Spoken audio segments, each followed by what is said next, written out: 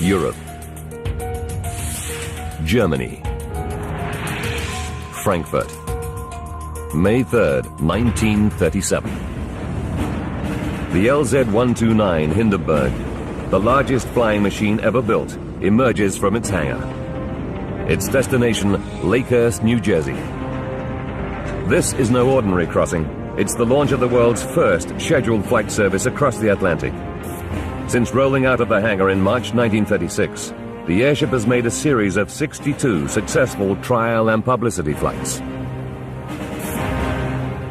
Built by the Zeppelin Company, the Hindenburg is 245 meters long, as big as an ocean liner, and stands as tall as a 13-story building. The 36 passengers boarding tonight will spend the flight on the passenger deck towards the airship's nose. Most are high-profile businessmen, but also on the passenger list is one of the first families ever to fly in the Hindenburg, Hermann and Matilda Derner, and their 3 children, Irena, Walter, and Werner. The wealthy family live 11,000 kilometers away in Mexico and are returning from a vacation in their German homeland. For 8-year-old Werner, flying in an airship is a once-in-a-lifetime experience. The Zeppelins in general was the word of the day, and it was the fancy way to go. Airships are considered the cruise liners of the future, but for now they are the sole preserve of the seriously wealthy. A one-way ticket costs $400. That's over $5,000 in today's money. It buys the ultimate luxury travel experience. A restaurant serving cordon bleu cuisine and the finest wines. Fashionably designed lounge areas. And of course, spectacular views from the promenade deck. Werner's sister, Irena, is 14. For her, the voyage is a chance to leave childhood behind and mix in sophisticated adult circles for the first time. It was sort of special for her. Somehow, during this trip, she grew up enough so that she asked her braids to be cut, and she had a new hairdo. And well, she was now a young lady. Down on the ground, a crowd gathers to watch the launch. For many, just seeing this massive flying machine up close is a thrilling experience. As passengers board, all their lighters and matches are confiscated, and they are expressly forbidden from straying outside the designated passenger areas. With good reason.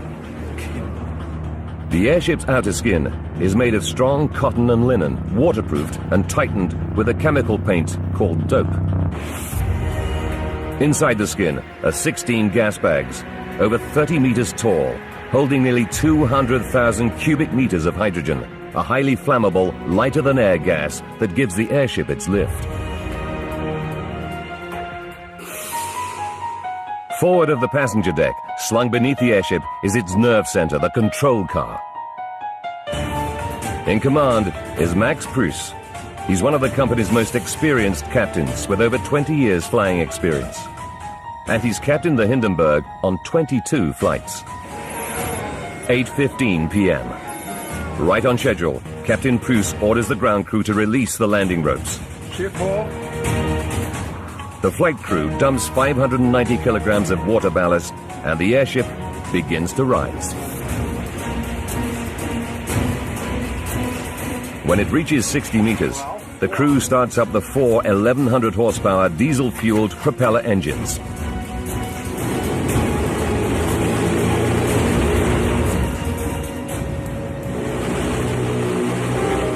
On the passenger deck, the Derners wave goodbye to friends and family below. For Matilda Derner, leaving her homeland once again, it's a poignant moment. I remember my mother had tears in her eyes when the ship lifted. That was so seldom for her. I can hardly remember her seeing tears in her eyes anytime. Within minutes, the Hindenburg reaches its top speed of 125 kilometers per hour.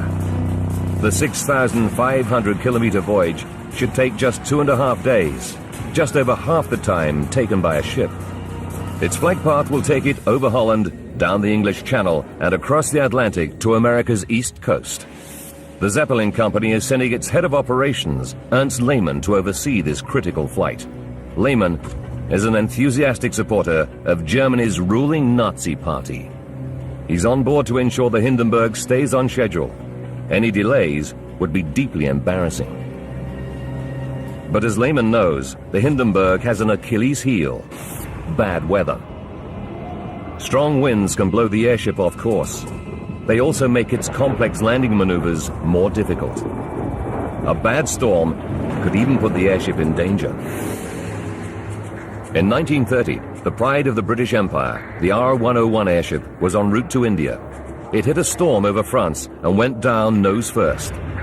The resulting crash killed 48 of the 54 people on board. The tragedy ended the British airship program. Between 1925 and 1935, the US Navy lost 3 of its airships in severe weather. By 1937, only one, the Los Angeles, is still in service. Assistant Cabin Steward Werner Franz isn't worried. The Zeppelin company has a 100% safety record in 27 years of flying passenger airships. And 14-year-old Werner knows that in hard times like this, he's lucky to have a job.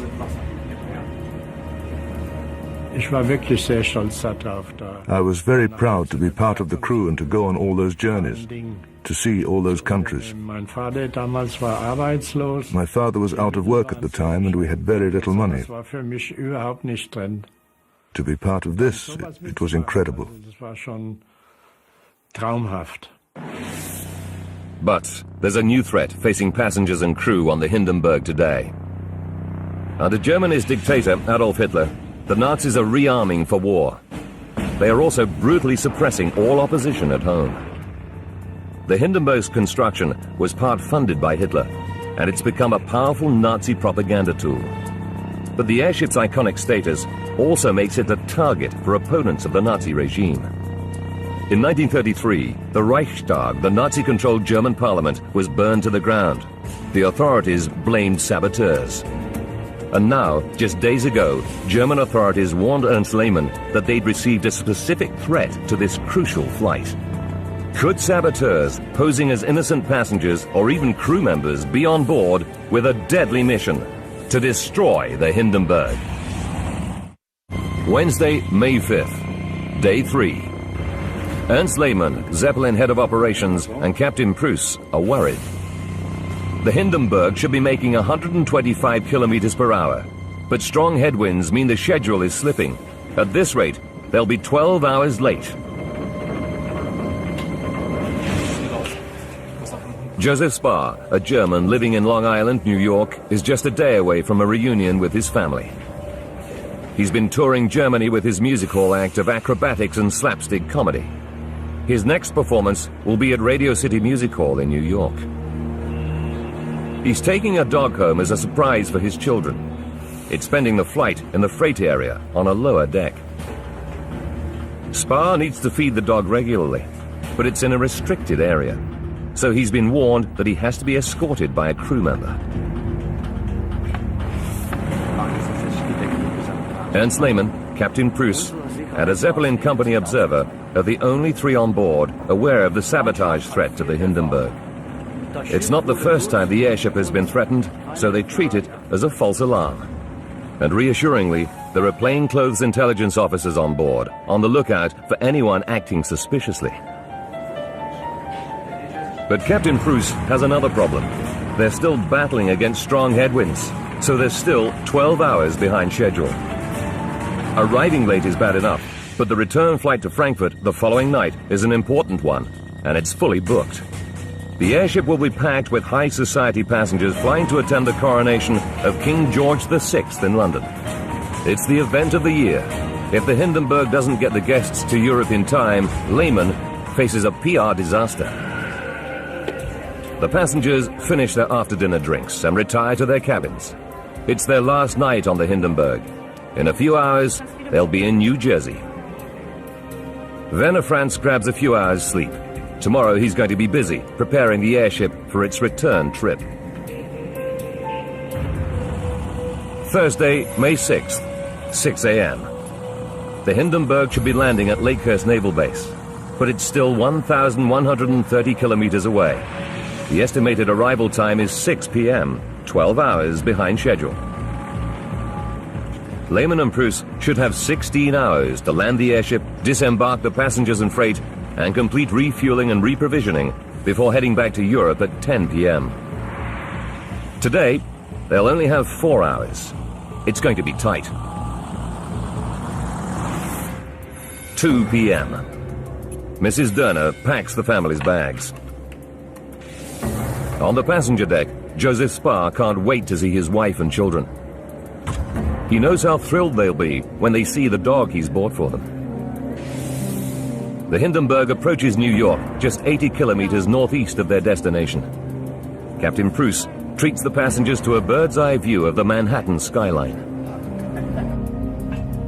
From a crew lookout area at the top of the airship, 14-year-old cabin boy Werner Franz marvels at his first glimpse of the new world.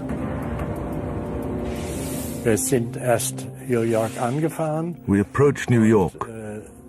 This sea of buildings, the Statue of Liberty, the skyscrapers, all that was something I'd never seen before. 3 p.m. The Hindenburg appears out of the clouds over the airfield at Lakehurst. Base Commander Charles Rosendahl watches the giant airship pass over the hangar. He's a veteran airship commander with 13 years flying experience. And he's worried. A thunderstorm is developing, and winds are picking up. Landing an airship is a delicate operation requiring accurate maneuvering. Attempting it in bad weather could end in disaster. Rosendahl radios Captain Pruss. He recommends delaying the landing until the conditions improve. Radio this to the Hindenburg. Very good. Pruss has no choice but to turn the airship away. He heads southwest to await a break in the weather. Pruss and Lehman know that any chance of making the 10 p.m. departure is rapidly disappearing. But first, Pruss must focus on landing the airship. 5:12 p.m. At Lakehurst, the wind eases. Commander Rosendahl radios the Hindenburg. He tells Pruss, "Conditions now suitable for landing. Ground crew is ready." Captain Pruss turns the airship back towards Lakehurst, but it encounters increasingly heavy rain, which slows its progress. The passengers make for the promenade areas for the final moments of the flight. 6:11 p.m. Captain Pruss swings the airship round to land into the wind, the safest way of landing. 6:13 p.m. Suddenly, the wind veers to the southeast. Pruss has to think fast. He can abort and go round the airfield to line up with the wind, but this will lose precious time. Captain Pruss decides to land straight away, but this means he must turn the airship into the wind fast. He orders the crew to make a sharp left turn. 6:17 p.m. Now Captain Pruss notices the ship is heavy at the rear. He must balance the airship before landing, or he risks damaging the tail. He orders over 1,000 kilograms of ballast from the ship's water tanks to be jettisoned. 6:19 p.m. Pruss orders a final sharp right turn to line up with the mast. The airship is still sloping to the rear. Pruss orders 6 crew members from their mess hall in the rear to come to the nose of the ship to add more weight at the front. 6:20 p.m. The airship finally arrives at the landing area. They slow and hover over the airfield. A crowd gathers to witness the Hindenburg's first landing in America this year. Newsreel teams record the arrival, hoping to get some exciting pictures of the airship's landing procedure. Now all that remains is for the crew to lower a cable from the nose to the mooring mast. The ground crew will then winch the Hindenburg down to the mast. Before lowering the mooring cable, Pruss must first drop 2 anchor ropes. These are held by the ground crew to stop the airship drifting. 6:21 p.m. The first anchor rope drops to the ground, closely followed by the second. 6:25 p.m. Suddenly, the crowds on the ground see flames appear around the fin. Then the airship's nose rears up. Tables and chairs slide backwards. Passengers tumble down. Werner Dörner feels the air turn to a furnace-like heat. Suddenly the air was on fire. In an instant, the whole thing was on fire. The world's largest flying machine is now a blazing inferno. 97 people, including the 3 Dörner children, are trapped inside the Hindenburg, 60 meters above the ground.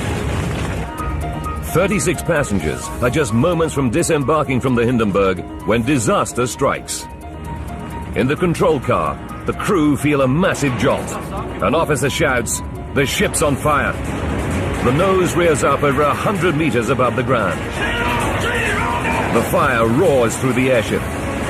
Within seconds, the Hindenburg is engulfed in flames. Werner Franz is trapped on the walkway on the lower deck. He must find a way out before the flames reach him. Right away, this bang told you that a major catastrophe had happened. You knew right away the airship was lost. The airship was burning and couldn't be saved. Werner stumbles along the gangway, looking for a way out, but he trips and falls. He grabs the rope handrail and holds on. As I was hanging onto these ropes, everything I had experienced in my life came back as if it were a film.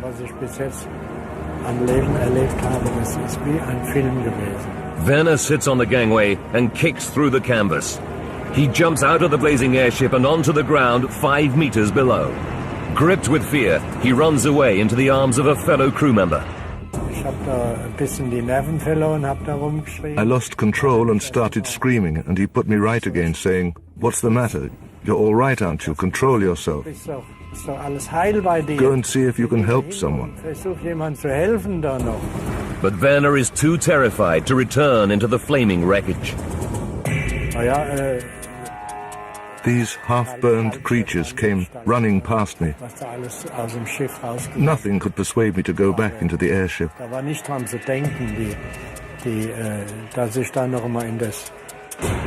The fire rushes up the airship. The Dörners are still in the passenger lounge. If they don't get out now, they'll burn. But they're still 9 meters up. Matilda Dörner shouts to her 14-year-old daughter Irena to jump out of the window, but the girl is too frightened. Mrs. Dörner picks up her 8-year-old son, Werner. She tries to throw him out of the window, but he falls back. Somehow, she finds the strength to lift him again. This time, she succeeds, and Werner falls to the ground with his brother. She turns to her daughter again, pleading with her to jump. But Irena is paralyzed with fear, and instead turns away towards the flames, looking for her father.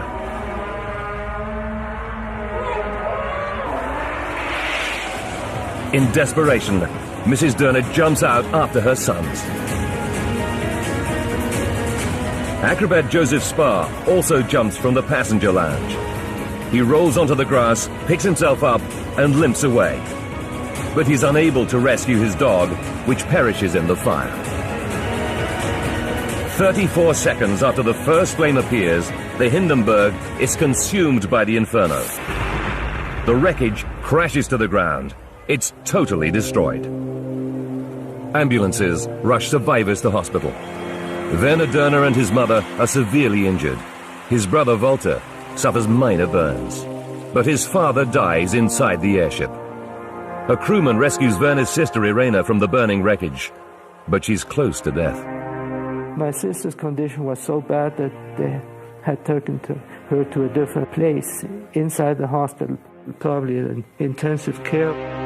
My mother very much complained about being separated from her daughter. In the morning, doctors bring Matilda Dörner news. Her daughter Irena died in the night from her burns. She was just 14 years old. My mother was very much upset with the authorities in the hospital that she never got to see her again.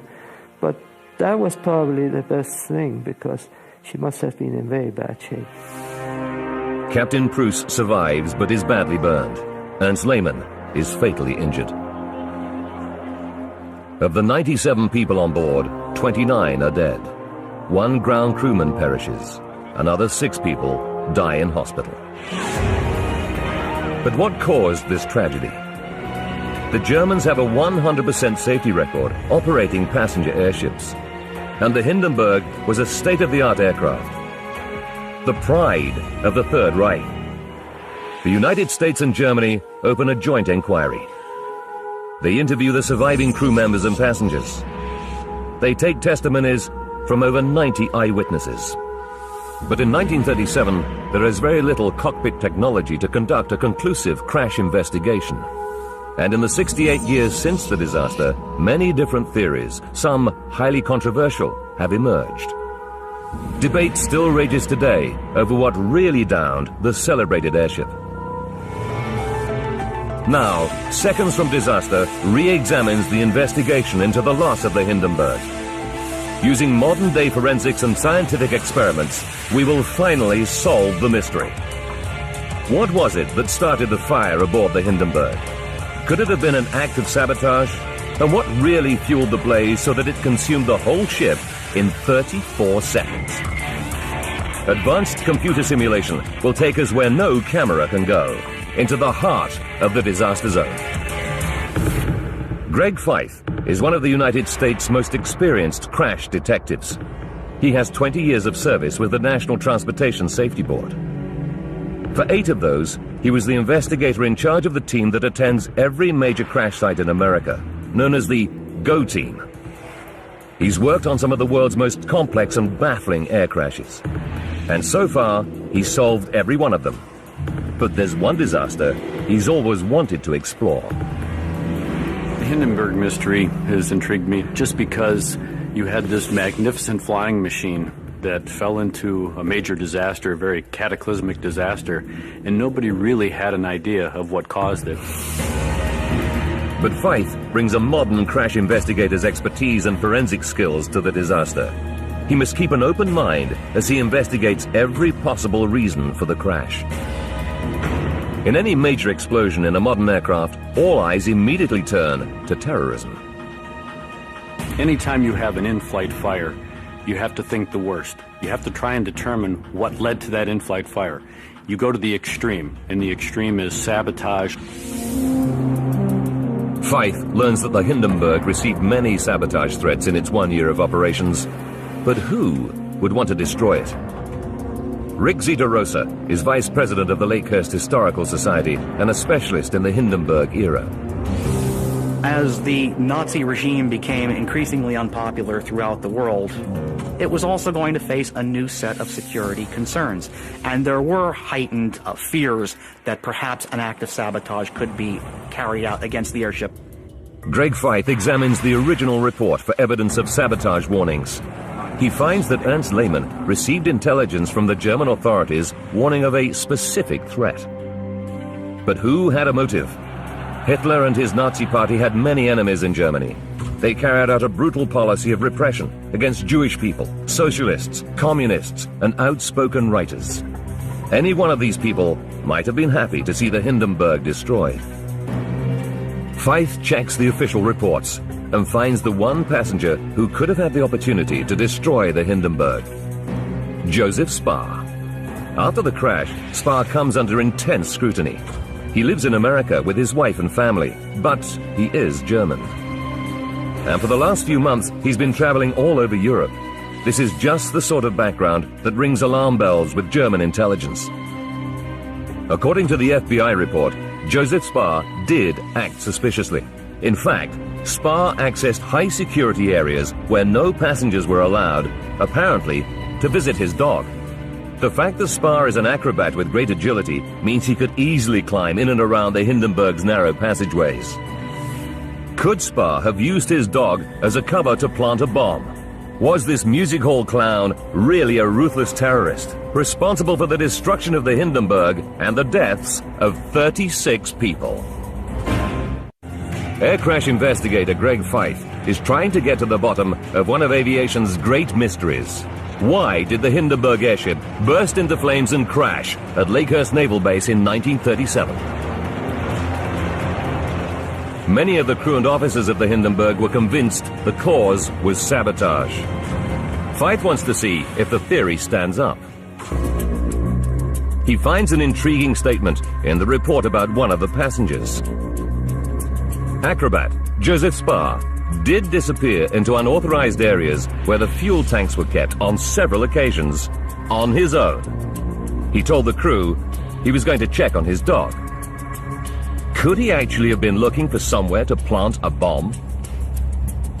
Feith knows that the FBI investigated Spar and was unable to find any motive. But he wants to put Spar's actions aboard the airship under the microscope himself. He studies the film footage. He reads eyewitness reports. They state that the fire started at the top of the airship near the vertical fin. For Spar to reach this area, he would have to climb up a 30-meter shaft. Even with his acrobatic agility, this would take several minutes. And he would have to somehow avoid being challenged by the many crewmen patrolling this area. And if he were caught, he could hardly claim to be feeding his dog when it was stored in the freight area at the foot of the airship.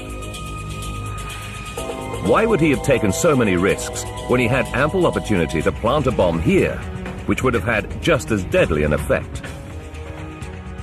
Feith decides it's too far-fetched and rules Spar out as the potential saboteur. So, if it's not a terrorist act, what else could set the airship on fire? The joint reports state that a spark ignites leaking hydrogen that consumes the airship in 34 seconds. Hydrogen certainly seems the obvious culprit. It's highly flammable when mixed with air, and the Hindenburg had 16 gas cells with a total of 200,000 cubic meters of hydrogen. But in nearly 70 years since the accident, many experts have cast doubt on the idea that hydrogen was the fatal accelerant in the fire. The Germans were aware of the dangers of hydrogen, so they took every possible precaution. All passenger cigarette lighters and matches are confiscated at the start of the voyage as a fire precaution, and hydrogen can only ignite when mixed with air. Feith shifts his attention to some recent theories. Some experts claim that leaking diesel fuel caught fire first, and only then hydrogen once the fire had spread. Feith studies the Hindenburg blueprints. There are 88,000 liters of diesel stored in tanks at the bottom of the airship. The fuel lines run from the tanks to the 4 exterior mounted engines. Could there have been a fuel leak in one of these lines? Looking back through the Hindenburg's flying history, he comes across a statement made by an American observer. Harold Dick, an engineer working for the U.S. airship company Goodyear, was invited by the Germans to attend the trial flights in 1936. On one of these, he noticed a strong smell of diesel in the keel, or bottom of the airship. Greg Feith finds that on a later flight, Dick notes that the main fuel lines do not seem to be particularly tight. This fuel leak theory now looks attractive to Feith, but he needs to know if there was a fuel leak, what ignited it. The most likely cause would be a short circuit in the electrical cables, creating a spark. But Feith isn't convinced that a spark would ignite diesel. He knows that diesel has a high flash point. It must reach nearly 65 degrees Celsius before it'll catch fire. If there were a diesel leak, it would have to be heated up to that point before a spark could ignite it. Feith studies the airship plans to see if there is any point where diesel comes into contact with a heat source. He finds just one, the engine rooms. This is the hottest point the fuel passes through before feeding the 1,100 horsepower engines. But there's a problem. The engines are all externally mounted, suspended below the airship. If a fire had started here, then eyewitnesses on the ground would have clearly seen it. Instead, they all report that the fire started at the top of the ship. To have a fire ignite on the bottom of the airship, propagate through the entire diameter of the airship, and then exit out the top in a very short period of time without anyone noticing is very remote. Greg Feith rules out a diesel leak as the cause of the blaze that engulfed the Hindenburg. Now he turns to the other prominent theory for the blaze. Not something inside the ship, but its outer skin. The outer covering is a cotton linen material painted with a chemical known as dope that waterproofs the airship and protects the gas bags from the heat of the sun's rays. The dope used on the Hindenburg was a new type of paint called cellulose acetate butyrate. This dope is more flammable than previous paints. The paint theory states that somehow the skin of the airship caught fire. The Hindenburg burned fast. The footage reveals that the fire swept through the entire airship in just 34 seconds. Would the doped outer cover really be so flammable? When you look at the fabric that was used to cover the Hindenburg, it's a cotton linen material. So on its own, of course, it's flammable.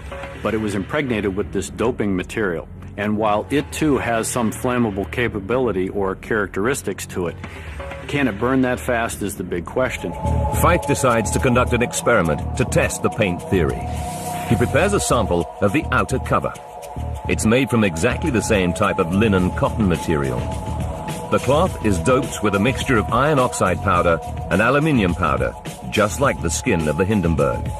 If the material is the accelerant, this experiment will prove it. For safety, the test is done outside. If there's any wind, it's likely to push the flame in one direction faster than the other. So to compensate for this, he uses 2 stopwatches to time the burn. Go. As soon as the flame reaches the edge of the inner circle, he starts the clocks. When the flames reach the outer edge, he stops the clocks. 1 minute for the wind-assisted side, and 1 minute and 8 seconds for the flame to travel against the wind. Both much too slow. The Hindenburg, all 245 meters, burns in 34 seconds. At the burn rate Feith's timed, the Hindenburg would have taken 40 hours to be destroyed. Greg Feith concludes the outer skin cannot be the fatal accelerant. So what did burn the Hindenburg? Was the original report right after all? Was it the hydrogen? From the investigative standpoint, you have to wonder what can burn that quickly and literally take an 800-foot tube and destroy it in a matter of seconds. Feith commissions Professor Nick Syred, a mechanical engineer with 30 years' experience specializing in combustion rates, to calculate if it was hydrogen that burned the Hindenburg. The airship was 245 meters long. Professor Syred knows from scientific study that hydrogen can burn at a rate of 9 meters per second. I made calculations of the flame speed of hydrogen, and it's perfectly consistent then within about 30 seconds or so that a flame can engulf the whole of the Hindenburg. There is nothing else on the airship which can burn that quickly and cause the Hindenburg to be destroyed in the same period of time. Greg Feith concludes that hydrogen is the fatal accelerant for the fire that tore through the Hindenburg, consuming it in 34 seconds. But the hydrogen would have had to escape to mix with air before it could become flammable. Trawling through the witness testimonies, he finds something that could suggest a hydrogen leak. Eyewitnesses on the ground notice a fluttering at the top of the airship near the vertical fin just before the fire starts. Could they be seeing escaped hydrogen pushing against the outer envelope? The original report concluded this may have been the case. But Feith wants to find out how the hydrogen could leak out. He studies the composition of the gas cells. They're made of a special plastic film sandwiched between 2 layers of thick cotton. It would take considerable force to rupture these cells. Is there anything on the airship capable of causing such damage? Next, Feith focuses on the Hindenburg's bracing wires. Thousands of cables that are vital to the overall strength of the machine. There are over 200 kilometers of wire bracing the airframe. They're each about 3 millimeters thick, made of steel similar to piano wire, with a breaking stress of 450 kilograms. Is it possible for one of these wires to snap? He checks the maintenance records and finds out that bracing wires have snapped on airships in the past. Feith examines the Hindenburg's final journey to find out if anything could have put the airship under structural stress. He first checks the weather conditions. The airship battled strong headwinds all the way across the Atlantic, but according to the flying logs, it had flown through worse conditions in the past. But examining the last moments of the flight, Fyfe finds a critical clue. Shortly before the fire, the Hindenburg makes its final approach. Then, suddenly, the wind changes direction, and Captain Pruss orders the crew to make a sharp left turn. Finally, Pruss orders another sharp turn, this time to the right, to line up with the mooring mast. But would these tight turns snap a bracing wire? Fyfe checks the design plans and finds that the Hindenburg wasn't designed to make sharp turns. As the airship turns, it generates sideways pressure on the tail fin. The Hindenburg is 245 meters long. If it turns too sharply, it could put too much stress on the airframe. A bracing wire could snap under this kind of tension. In a tight turn, the greatest stress on the airship is just forward of the tail fin. And Fyfe knows from eyewitness reports that this is where the fire probably started. If a wire did snap, the whiplash effect would be so violent it could slash through the gas bag's protective covering. And Fyfe also realizes that the airship may have been leaning to the rear as a result of hydrogen leaking from a cell. They did have some support tension wires that had broken in the past, and because that the captain was making very hard turns left and right, it could have caused one of those tension straps to break, sliced a hole in that gas bag to allow the hydrogen to leak out. Greg Fyfe concludes that a snapped bracing wire caused the fatal leak of hydrogen. But this doesn't explain what could have ignited the escaping hydrogen. He studies the weather conditions at the time of the accident. The report states there was light rain over the airfield. A thunderstorm had recently passed by. There was lightning still visible to the south of Lakehurst.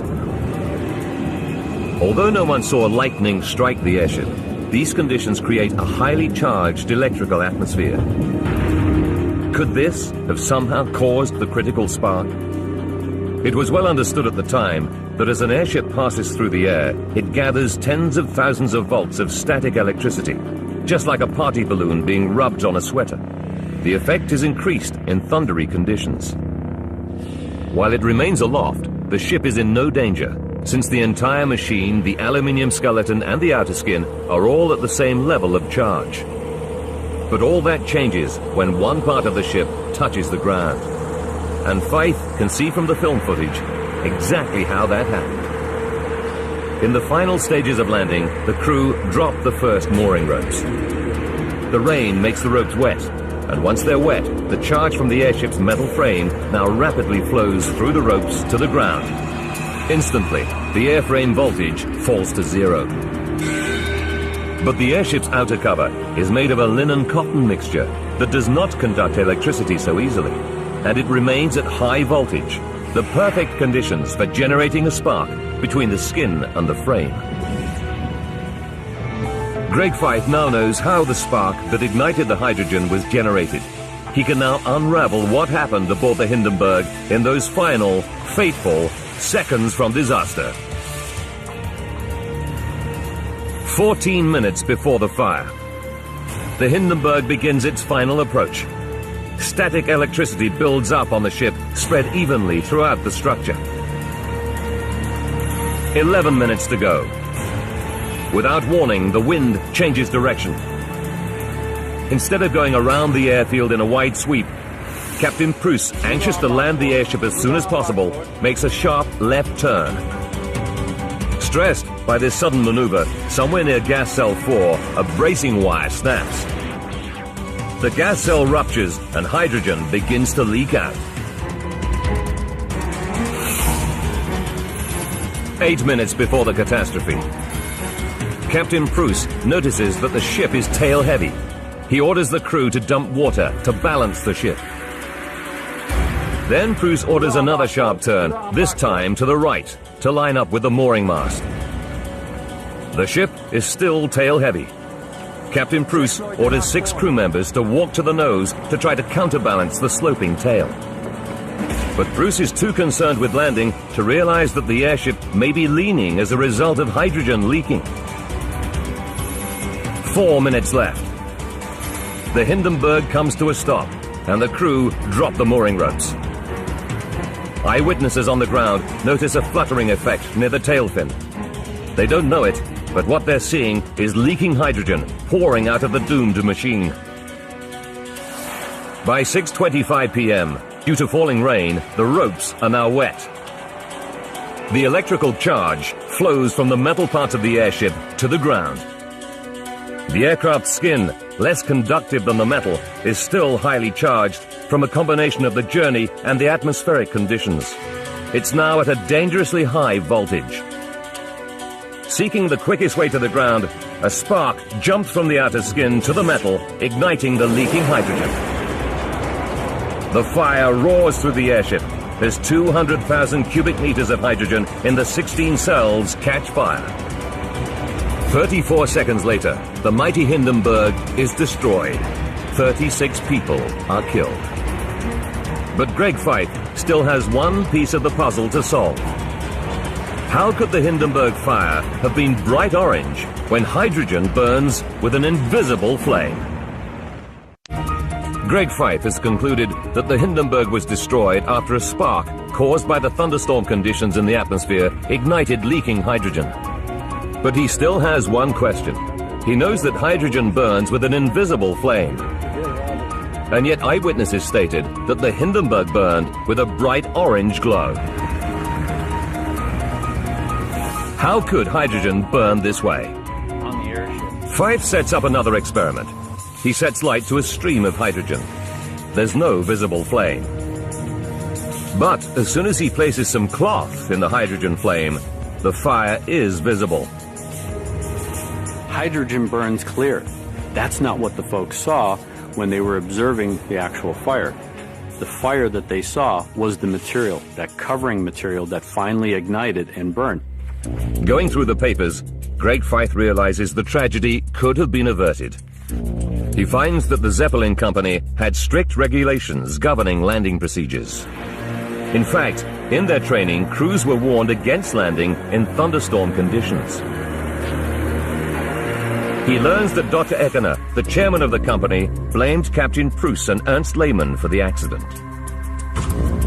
Dr. Eckener felt very much that it was pilot error. When he learned of the landing conditions, he was appalled and he was infuriated. He unequivocally held that the landing never should have been carried out as it was under those conditions. But Pruss is under pressure to land as fast as possible to try and make up time on the schedule. He also has Ernst Lehmann, Zeppelin's director of operations, in the control car with him. He too is anxious to keep to the schedule. Instead of aborting the landing and waiting for better weather, they try to land in dangerous atmospheric conditions. Lehmann most definitely did influence Pruss in his decisions regarding the flight, which of course was increasingly held up by headwinds and then the delayed landing. The Hindenburg disaster spells the end of the commercial airship age. Germany grounds her other passenger airship, the Graf Zeppelin, until they can use the non-flammable helium as a lifting gas. But with Europe on the brink of war, the United States, the only country with helium supplies, refuses to sell the gas to Germany. And when war does break out, the Nazis cancel the airship program completely. But valuable lessons are learned from the disaster. Hydrogen has never been used again to lift passenger airships. Today, all airships are filled with helium. Directly after the Hindenburg crash, the Zeppelin company designed a Thunder car. This machine, located at their Frankfurt airfield, measures the electrical activity in the atmosphere. It's a breakthrough in collecting accurate data on thunderstorm conditions.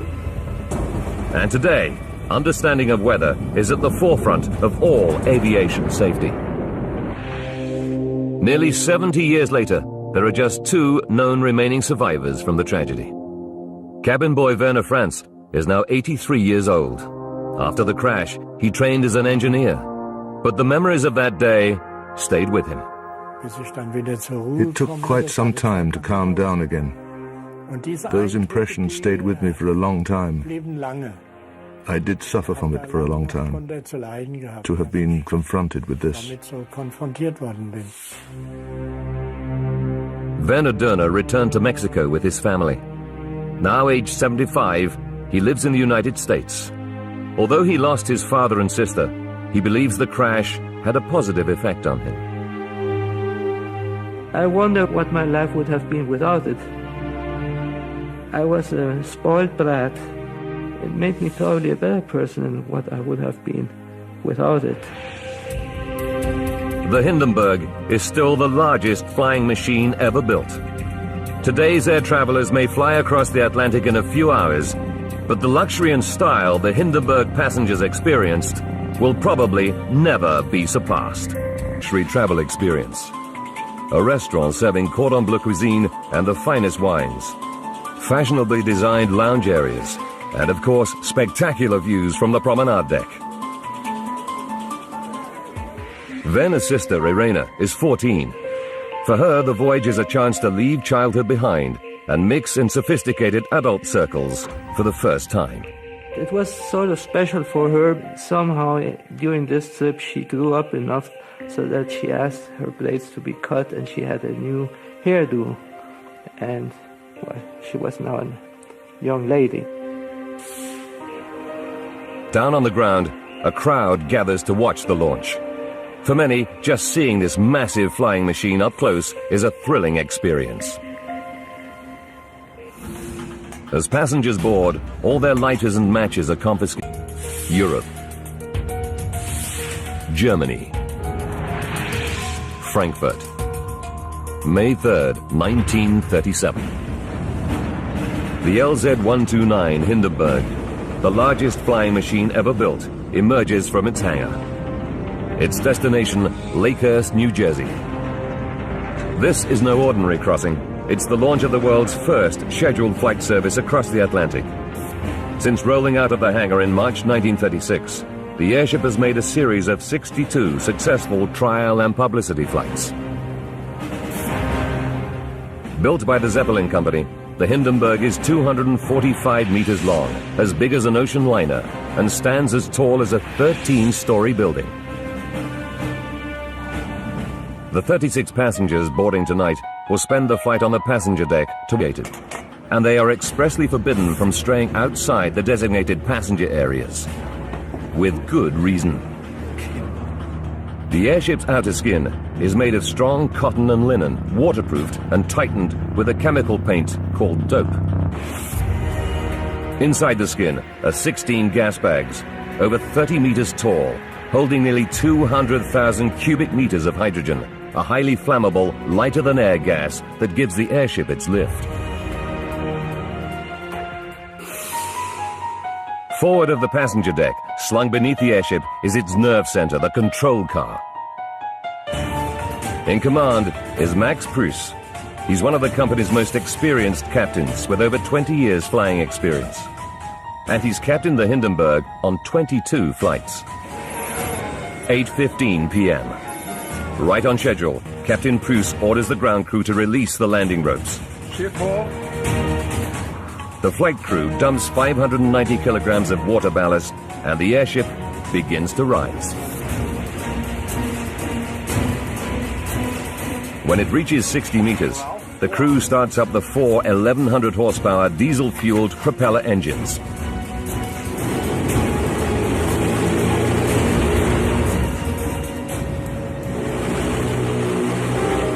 On the passenger deck, the Dörners wave goodbye to friends and family below. For Matilda Dörner, leaving her homeland once again, it's a poignant moment. I remember my mother had tears in her eyes when the ship lifted. That was so seldom for her. I can hardly remember having seen tears in her eyes anytime. Towards the airship's nose. Most are high-profile businessmen, but also on the passenger list is one of the first families ever to fly in the Hindenburg. Hermann and Matilda Dörner, and their three children, Irena, Walter, and Werner. The wealthy family live 11,000 kilometers away in Mexico and are returning from a vacation in their German homeland. For 8-year-old Werner, flying in an airship is a once-in-a-lifetime experience. The Zeppelins in general was the word of the day, and it was the fancy way to go. Airships are considered the cruise liners of the future, but for now they are the sole preserve of the seriously wealthy. A one-way ticket costs $400. That's over $5,000 in today's money. It buys the ultimate luxury.